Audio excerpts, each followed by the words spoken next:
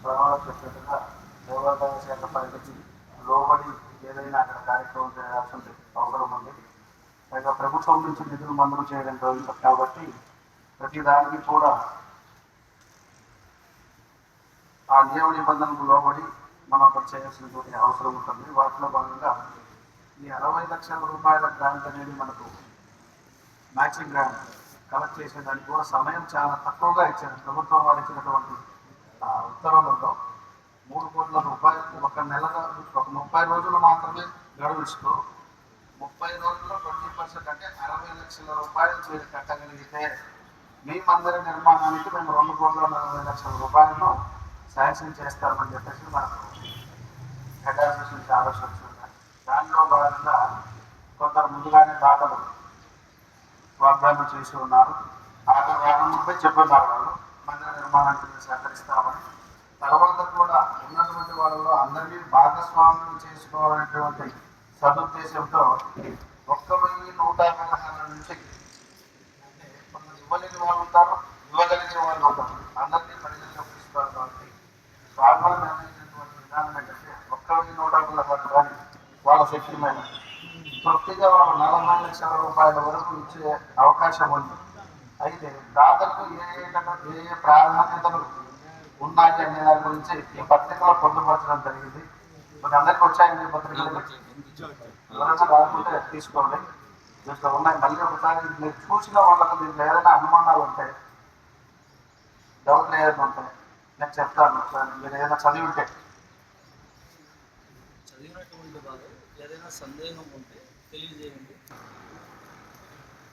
20 లక్షల రూపాయలు సుబ్రహ్మణ్యం గారు ధర్మపతి నారాయణ కుమార్ గారితో భక్తుల గ్రామస్తుల్లో అంటే మతంలోనే విజయవాడ మహిళా సన్మాన సత్రం దోషాలు తెలిసే ఉంటుంది. అలాగే కారణాల మల్లికార్జున రెడ్డి గారిని స్థానిక టీడీపీ నాయకుడు నేను ఒక 10 లక్షల రూపాయలు నిన్న రాత్రి ఎమ్మెల్యే గారి సమక్షంలో స్నానాలు చేసి ఇవ్వడం జరిగింది. ఈరోజు ఆలస్యంగా వారికి అది కూడా ఒక వారికి ఉదయం కదలవలసిన ఇంకోటి ఏంటంటే 1,00,000 రూపాయలు పైపడి ఎవరైనా ఇచ్చినా వారి పేరు శిలాఫలకం పైన శాశ్వతంగా ఉంటూ ఒక పండుగ పర్వాలేదు అంటే క్రిస్తున్న జయంతి నిన్న జరిగింది కదా, ఆ జయంతి రోజున వారి పేరుతో ఏకకాలార్చన అంటే ఒక రోజు ఒక పూట శాశ్వతంగా వారి పేరున పూజా కార్యక్రమం జరుగుతూ ఉంటుంది. ఎంతవరకు అంటే నిర్మాణం ఉన్నంత వరకు.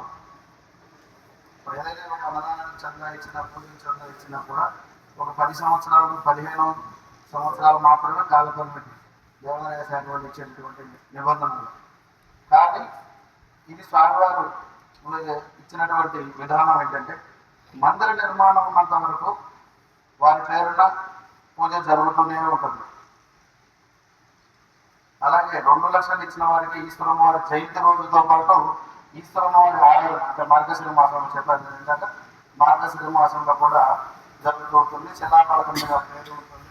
వీరంతరము గౌరవ మర్యాదలతో మీరు ఆ పండుగ ప్రయోజనాల్లో అక్కడికి వచ్చినప్పుడు ఆలయ మర్యాదలతో మీరు ప్రత్యేక పూజా కార్యక్రమాలు చేయడం అంటే మామూలుగా వస్తారు అర్జెంటీగా తీసుకోబోదాం చేయించగలుగుతారు. అది కాదు, పండుగ ప్రయోజనాల్లో ఉండేటువంటి విధానం సాంప్రదాయ విధంగా జరుగుతుంది. అలాగే 5 లక్షల రూపాయలు ఇచ్చిన వారికి దసరాలో చాలా ముఖ్యంగా జరుగుతూ ఉంటాయి కదా. దసరా పండుగ అమ్మవారి నవరాత్రులు, ఆ నవరాత్రులు 5 రోజుల్లో ఏకకాలార్చన జరుగుతూ ఉంటుంది. అలాగే 10 లక్షల రూపాయలు ఇచ్చిన వారికి 9 రోజులు ఏకకాలార్చన చేస్తారు. 20 లక్షల రూపాయలు ఇచ్చిన వారికి 9 రోజులు ద్వికాలార్చన అంటే ఉదయంతో పాటు సాయంత్రం పూట కూడా చేస్తాం. 30 లక్షల రూపాయలు ఇచ్చిన వారికి 9 రోజులు త్రికాలార్చన 3 పూటలా ఉంటుంది ప్రత్యేక పర్వదినాలు. 40 లక్షల రూపాయలు ఇచ్చిన వారికి మతంలో 9 రోజులు త్రికాలార్చన ఇస్తూ మత సాంప్రదాయం ప్రకారం ఎవరైనా పండుగ అనంతరం చివరి రోజు మహానివేదన కార్యక్రమం ఎవరైనా చూశారండి? ఇక్కడ ఎవరైనా చూసుకున్నారా? స్వామివారి సజీవ సమాధి దగ్గర అమ్మవారి సజీవ సమాధి దగ్గర ఒక పెద్ద రాశి పోసి అప్పట్లో మతానికి సేవలు అందించిన వారికి మాత్రమే ఆ ప్రసాదం జరుగుతుంది. వారి పేరు చెబుతూ ఈ రోజుకి కొత్తగా వాళ్ళు ఎవరిని కూడా చేర్చినటువంటి దాఖలాలు ఇప్పటికి 3 తరాల నుంచి మనం చూస్తున్నాం నాకు తెలిసింటే. ఇప్పుడు ఈ 40 లక్షల రూపాయల కనుక మఠం నిధికి సమర్పిస్తే మఠంలో జరగవు 4 ప్రధానమైనటువంటి వార్షిక పండుగలు ఉన్నాయి. ఈశ్వరమ్మ వారి ఆరాధన, బ్రహ్మం గారి ఆరాధన, దసరా పండుగ, మహాశివరాత్రి. ఈ 4 రోజులు మాత్రమే ఆ రాశి జ్యోతి ప్రసాదం జరుగుతూ ఉంటుంది. ఆ ప్రసాదాలు ఎవరైతే ఇప్పుడు మనకు 40 లక్షల రూపాయలు కేటాయించుంటారో వారి పేరు మీద శాశ్వతంగా నిర్మాణం ఉన్నంత వరకు ఆ గర్భాలయం నుంచి ఆ ప్రసాదం వారికి చెందుతుంది.